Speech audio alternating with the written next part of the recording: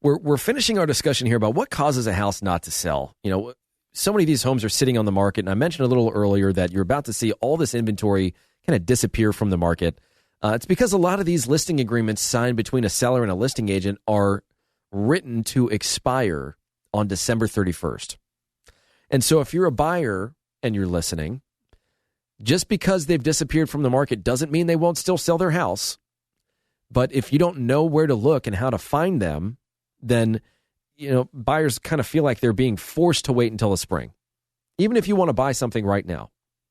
So there's some great opportunities for buyers with these sellers that have tried selling, some of them all year, and they haven't sold, and they're irritated, and they don't understand why. They don't understand why their home hasn't sold. Sometimes their real estate agents don't either. So there are some opportunities for buyers to take advantage of that. On the flip side, sellers that are listening, if you tried selling your house this year and it didn't sell, and you're being coached or led to believe that you have to wait until March or April because that's when buyers come back, I'm here to tell you that that is wrong. We are selling properties this month right now. I mean, activity is actually pretty crazy. I mean, we're seeing a bunch of agents and holiday parties and talking to lenders and attorneys, and we're all kind of getting together and socializing. Everybody's pretty busy right now, or at least the people that are at the top of the market. The people that aren't busy, frankly, are just choosing not to be busy because they want some time off. They deserve it. It's all good. Folks like me, I'm going to, pick up a bunch of market share this time of year because I work hard. Of course, I take time off and I enjoy my family and the holidays and all that fun stuff. But just because it's December 21st doesn't mean that I'm not going to work just as hard as any other day of the week. But it kind of revolves around this last segment that I wanted to talk about, which is motivation. Selling your house. Because here's the reality, and we talked a little earlier this show about how to deal with people when they become emotionally charged, when emotion just takes over the decision-making process and they don't act rationally, because it happens. I mean, it happens to all of us in different phases and segments of our life.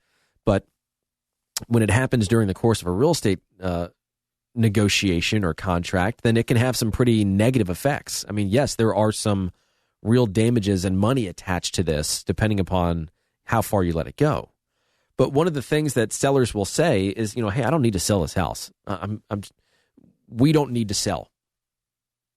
And it's almost like this defense mechanism that sellers say as a way of either proactively or reactively saying, hey, don't tell me a price that's lower than what I want to hear, because just so you know, I don't need to sell my house. And I'm not going to be put into a position where I'm selling it for less than what I think it's worth. And that's totally their prerogative. And I absolutely understand it. And I have heard that line more times than I can count. But the reality is, just because you're unmotivated to sell doesn't mean you're able to sell it for more money or to sell it for what you want. The market's going to determine what your home is worth. A buyer is going to determine what your home is worth.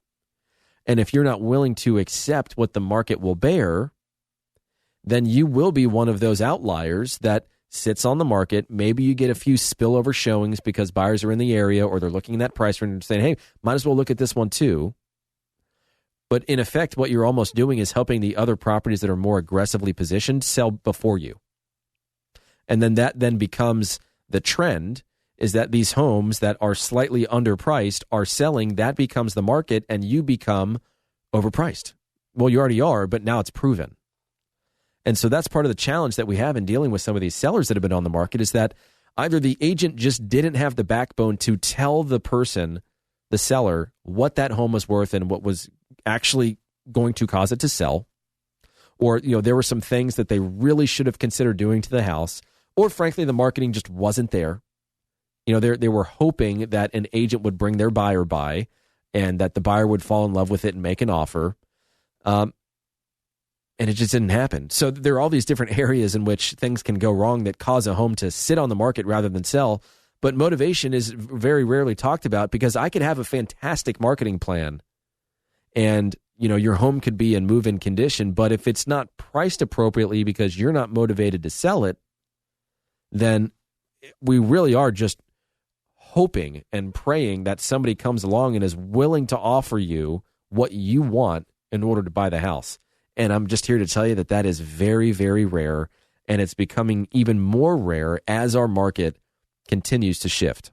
So just something to be wary of. If you're one of those folks that's had their home on the market and it hasn't sold, it's easy for agents to be assigned the blame because in 99.9% of the cases, it's their fault.